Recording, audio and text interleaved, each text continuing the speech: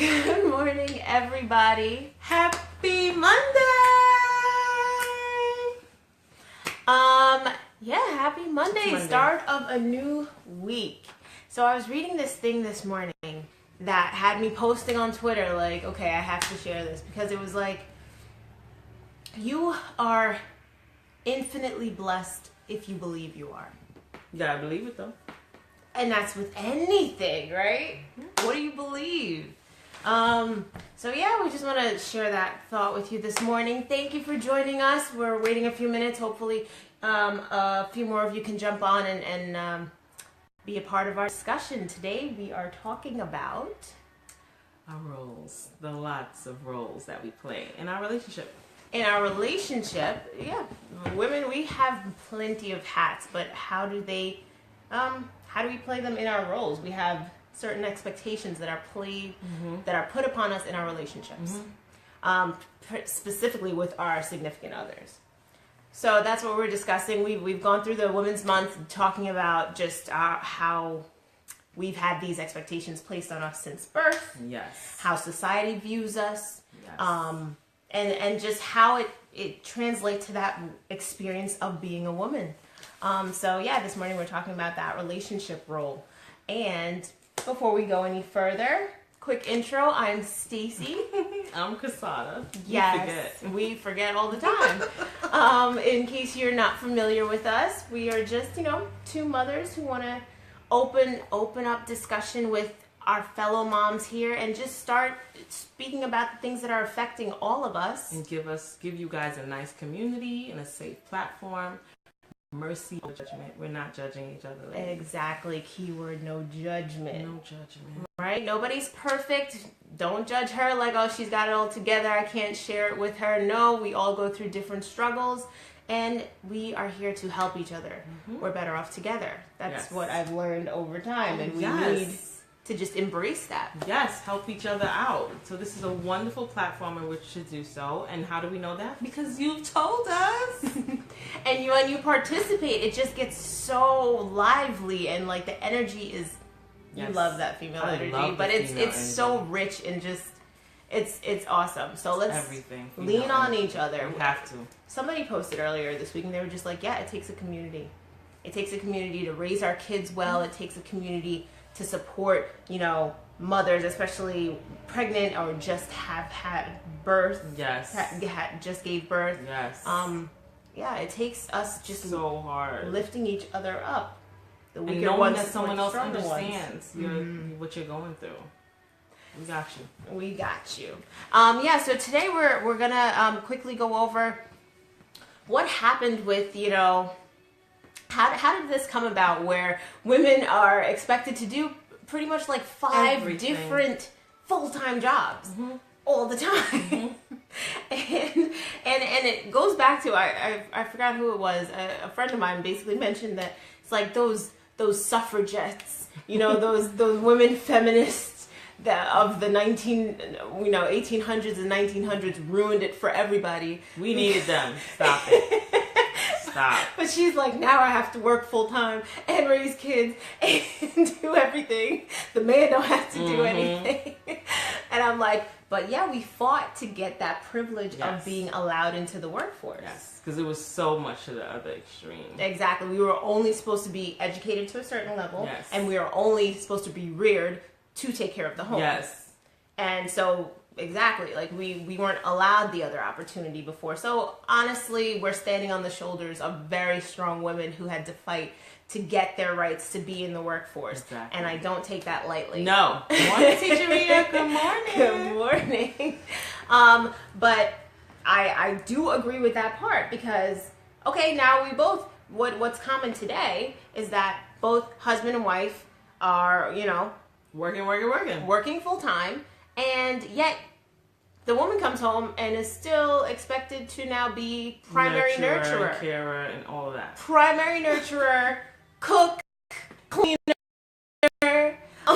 She's coming home off one full-time job. Yes. Now the house is another full-time job. Yes. She has the bedtime routine. Yes. She has all of these things. Because she knows how to do it better. Oh, that excuse. Yeah, that's... She just I've got heard it. that way too many times. You got you know. It comes naturally to you. Yeah. It's too much. It's too much. We're totally stressed all of the time. We're in this fight or flight response. Mm-hmm. We got to get into our whole stress thing. But yeah. It's just too much. It's too much on our bodies physically. It's too much emotionally. It's just too much. And I feel like, okay, my usual day-to-day. So I would come home off a full-time job, right? And we're both home. I have like this thing. So everybody starts looking at me. What are we going to eat for dinner? They look at you for everything. Looking at me, like. So if I wasn't here. What's Marie saying? She says, I really feel like giving young women advice to take note of who they marry or partner up with in the future, and to really look at what the division of labor and expectations will really be. Oh, these are discussions that need to be had. Will you ever really know? I don't know. But yes, the discussion needs to be had. No, who's going, my sister's going through like premarital counseling. And like things like that, like finances, open discussion of finances together, open discussion of what the men's expectations are of his wife, like she said, the division of division of labor. Mm-hmm. Mm-hmm. Good one, man. Good one. It's the truth, because they kind of put it as a back burner, like, oh, but you got that. Like it's not really a big deal, you know. Like it's side work, but it's work. I work with a lot of couples, and I don't really think that comes. No, it's not funny. But I think it's also that naive thing that you're unaware that this is going to become an issue. But there's another piece when before kids, you guys are kind of, you're eating out. You kind of do a little this and a little that, and everything kind of works out. But then after you have kids, you think that certain things are going to happen, and it's not going to be all on you. Oh no! But they still want you to cater to them. Yes. Like you don't have kids now. Yeah.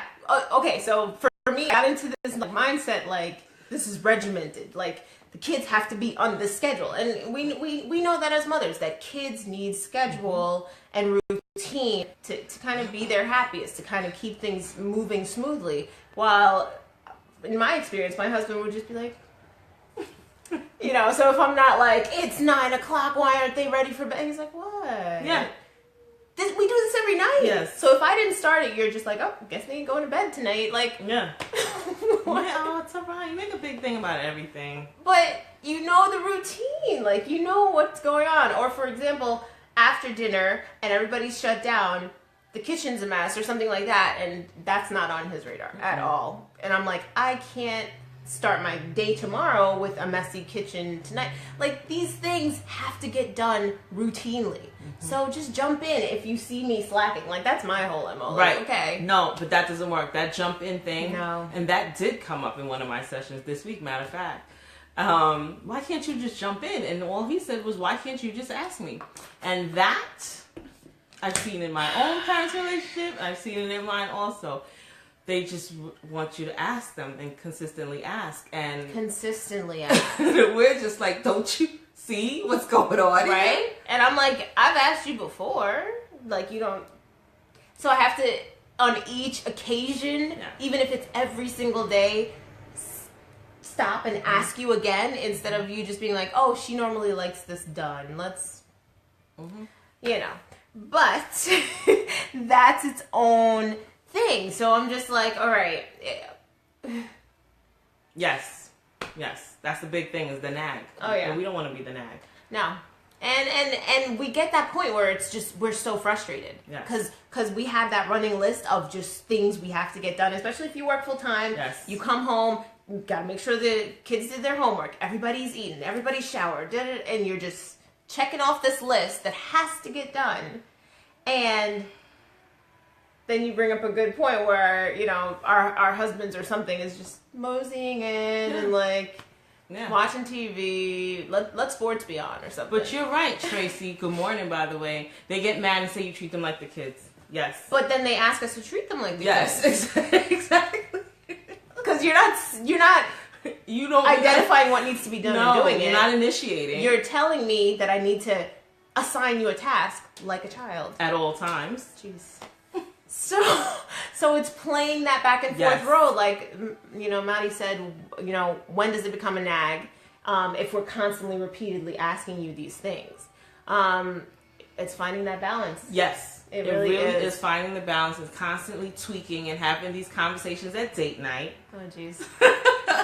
How would you like me to address this? When you see me with the kids at night, do you think you can do that? Can you, just constantly bringing this over and starting over? Ever-evolving role of and you brought up a good point when you said date night. So I'm like, So on top of all of that, full-time job, full-time nurturer, cook, cleaning person of the house, then we still gotta make sure we can be very sexy and ready in the bedroom, fit it all together at all times, make sure we're not too tired, but wait, after you're exhausted from doing everything. Sorry, I'm delirious.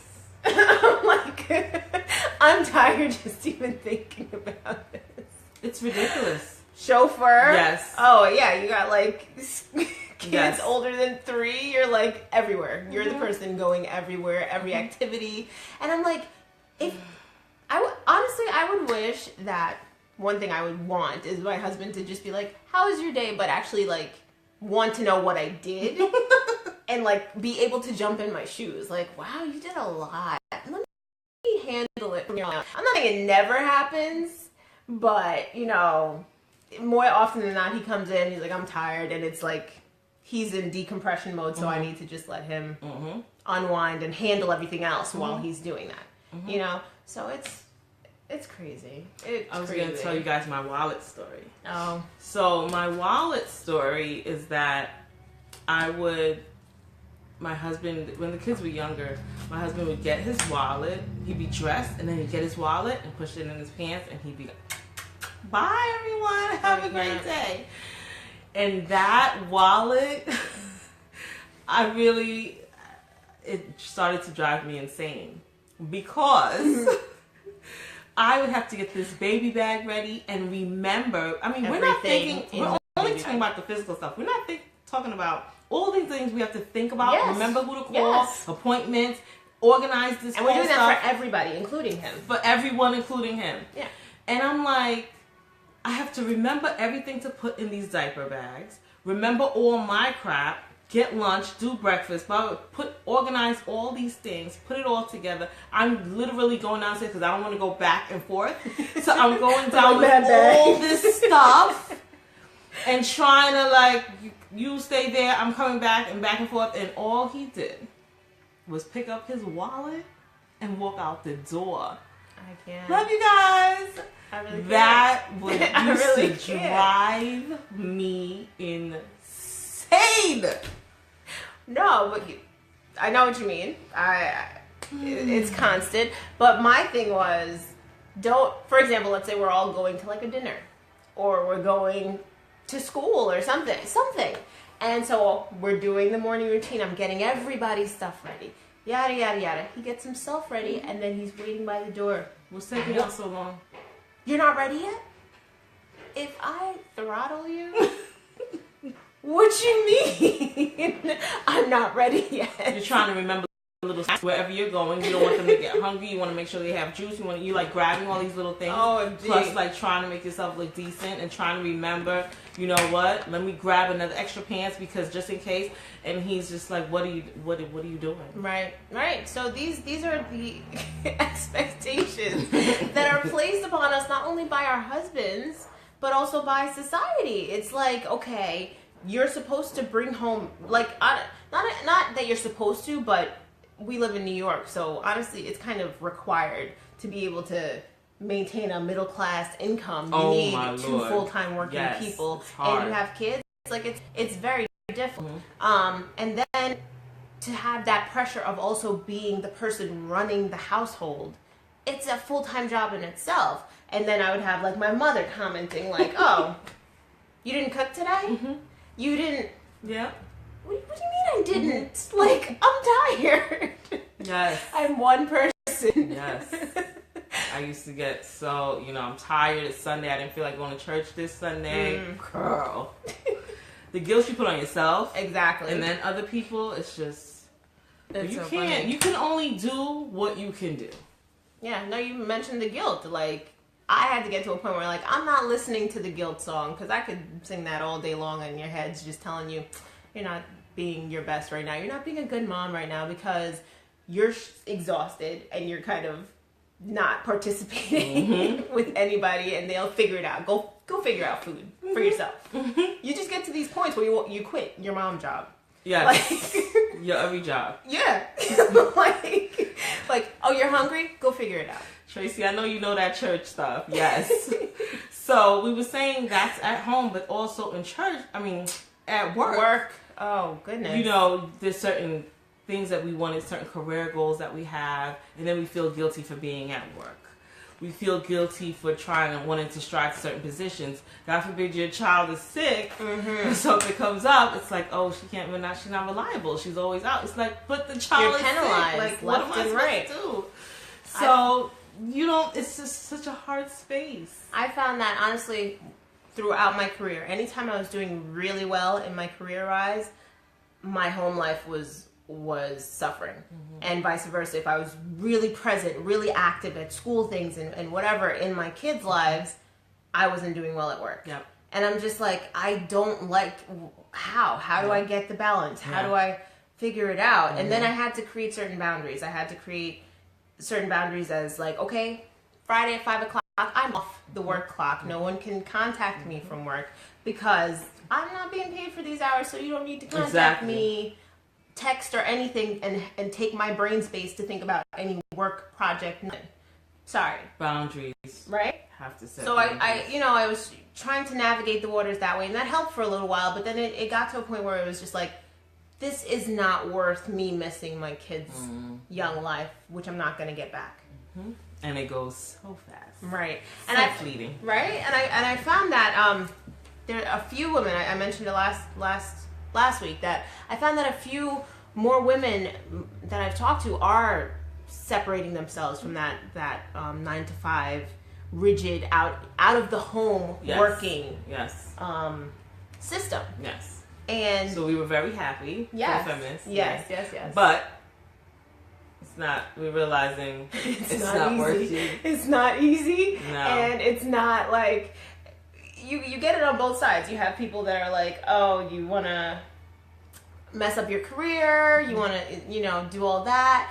And then you have the other side where they're like not valued as much, or you're not doing anything with your life because you're choosing to be home. And then you have the downside of also less income and things like that. Yes. But I do love the fact that we have a choice. We have a choice. So we are creating more choices. Demanding more choices. Yes. So I was rigid and adamant that, look, I'm employable. So I'm going to figure out a way that I can work from home and be present with my kids and figure it out. It's going to work. Like, I'll make a way. You have to have money. Yes. And you have to, your creativity, your professional side, you do want that to grow. You do. You can't, it's like what you're working at. You want it to be purposeful. Yes. You want it to make an impact. So I'm not saying completely ignore that side and only be a nurturer. No, we are multifaceted. Yes. And if that's what you choose to do, that's fine too. If you choose to just stay home with the kids, that's fine. And if you choose to do your career stuff, that's fine too. And that is another piece where we judge each other with these choices that we make, which is ridiculous because there's choices to be made. Yes. And then we'll get into that next week, how women versus women, like, we sit there and browbeat each other for the choices that we make, whether it's mothering, whether it's in life, whether it's how we carry ourselves, so many things. Like, her choices differ from mine, and we should really learn to just run our own races. People tend to keep looking to the right and left and comparing and contrasting, but what works for her doesn't work for me. Exactly. And it's in finding the time to find what works for you that a lot of people struggle. Yeah. But we're living in such a wonderful age right now. It is. I'm blessed. We are blessed. We can figure out, different things to do. I chose to do part-time stuff, to be home with them and work outside the home part-time. That inside the home working stuff. Yes. So that was my journey. Very difficult. And I had a moment, like I told y'all last week, where it's like, okay, I'm working because I need to work from home, and I'm home with my kids, but it's like there was a point where so many things were going on at one point, and I couldn't even help them. Mm-hmm. So I was there watching the chaos happen, and I couldn't unplug from the work schedule in front of my computer at my own home. That hurt. To help them to stop whatever was going on. And it was just like, wait. And it was just like an eye-opener for me. Like, okay, yes, I want this. So, I either need to create different boundaries. Yes. I'm home. But still, work hours need to be set from when my kids are awake or whatever it is. Or I need to not be doing this one that requires me to lock into these hours. I need to work on hours that are more suitable for me. Whatever I do work out, I'm still working on that one. But yeah, it's a constant tweaking and seeing how it works and seeing how it flows. And as the kids get older, it's going to change again.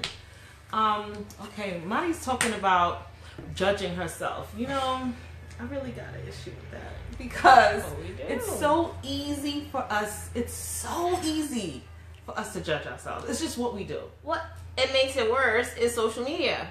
We're seeing everybody's highlight reel. Exactly. Fabulous. Yes. Today. Like they're not posting really all the laundry. What your friends are going through and how amazing. Financial struggles are being posted on Instagram for everybody to see. We have no idea. We're just seeing, the fabulously made up lives of, that bright moment in that person's life. Yes. And we judge our daily lives by that. And I'm sure if your friends are at an amazing spot right now, it sure didn't start off amazing. Mm-hmm. It's a journey. It is. It's a journey. And you try something and then that worked and that didn't work and you're like, let me fix this and da-da-da-da. No, don't be sorry. It just kills me how easy it is for us. Because we have to constantly work on getting rid of the negatives, on not judging and hurting and harming ourselves, because that's what we do. It comes so easy. It's ridiculous. But we have to work at it. We have to work at saying, you know what, girl, you're doing the best you can today. Yep. We're going to try again tomorrow. Pep talk. I think that didn't work. We didn't get up as early, or we left too late, or whatever it is. Right. But the beating down on us part, we have to work so hard, because that negative voice is so loud and so strong, right, that we have to really work on building up ourselves, saying no. And then, you know what, I'm going to ask my friend, what did you do? Exactly. What did you do to make that work? What did you do? And see if it works for you. It might not work for you. Mm-hmm. It just might not work for you. And you'll try something else, and you'll try something else. And believe, like we were talking about at the beginning. Yes. Believing in yourself. Believes in yourself, saying, I'm going to get this together. You're going to figure it out. I'm going to work this out. It's not going to be easy, but I'm going to figure it out. And then when you do, you can help somebody else who's struggling through it, because, we had a hell of a year last year. Oh, it was Jesus. oh my gosh. 2016. Oh my gosh. It was very dark and a struggle to get through in every aspect, trying to figure out these kids, our careers. Oh yeah. Everything. It's just this ambiguous space. Yes. And like, whether it's, finding the new normal within our relationships. Yes. One partner's up, another partner's down, finding our middle ground again. You're trying to pull yourself up, and then you realize you got to pull him up too. Like, what? I can't. This is too much. Oh, gee. But it's where you act sometimes. It just is. And but it's okay. Yeah. It's just, we just got to keep telling ourselves. And it's not easy. We got to be kind to ourselves. It's not easy to be kind to yourself. I know. But we have to. Because where are we going to be if we're not doing it kind for ourselves? There's all these negative images, all these negative voices, all these negative things outside. So inside of ourselves, right, we have to be kind. See, my biggest one with that, okay, we had the mommy guilt. Okay, I was able to get past that the first few years. then mine was trying to. She's past the mommy kill? No. I'm just saying it's not like constant every day, like, right. you know, unfailing that song. But what was a big struggle for me was not accepting other people's guilt, like trying to point finger, or like my mom, and I had to be like, okay, what worked for you doesn't work for me, and there were many factors why it didn't work for me. So I'm not gonna sit there and worry about your judgment about it. You're from a different mindset or whatever it is, and then anybody else offering, you know, helpful advice, helpful parenting advice. Yes, exactly. Like, yes, thanks, Heather. So, you know, not saying that we have to be defensive to everybody, but, you know, you take everything with a grain of salt. And for me, I've noticed that I will listen and, you know, I'll play it around in my head for a few minutes, but then if it's giving me a condemning sort of feeling, you kind of feel that sentiment. If it's said to make you feel bad, not to like help you, hey, I did it, you know, here's a trick that I used or whatever. Like, why you do it like that? Don't you know? Blah, and pointing finger and making nasty comments.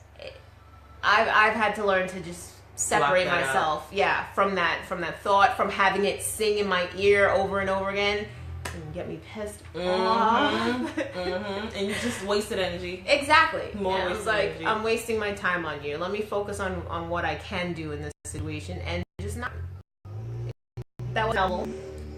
It wasn't constructive. It didn't help me figure it out. It just pointed out, you're doing this bad, and that's my opinion. And I'm like, okay, that's nice for your opinion. So, you know, I just had to learn to kind of have blockers on. But it's not so easy when it's the husband in the home, right? That is our major point today, with the outside pressures in the workforce and the inside the home expectations and pressure that, you know, for example, you know, you come home, you're both working full time. Yeah. Why does it look like that? What happened here? I'm sorry. You really want to know what happened here? Wait a second. Did you pick up anything? What did you do? Jump on in. Let's get it done. Teamwork. That, like, get that in mind. Tracy brought up a point earlier that she's like, it works well when I remember to be a coach. Yes. And I'm like, yeah, but that leaves no wiggle room. So you can't have a off day for nothing. Sometimes because you are to sit on the sideline. What? You're calling the action plays. You're calling offense, defense. You're jumping in. And I'm like, and you gotta write the plays and come up with the plays. You know. No, sometimes you just don't got it. Exactly. You can't think of the play, how to play it, when to play it. Yep. You had those moments where stuff just knocks you out, and you just gotta back up and regroup. Be on the sideline and lay down for a minute. It's all good. It really is. And you know, we're not men bashing. Sometimes the husbands really step up their game. Yeah, they do. That's why we married them. But that's just like you said. We had to. If it gets, I find that relationships tend to need a lot of tweaking, like you said. That's the work we're talking about. Yeah, so there are points where like it worked, and then something would happen. Either something happened at work with him that you don't know of, or something switched up the equilibrium. Some injury, yes. And you're like, what changed? Something changed. It's not working again, and then we have to redo this conversation.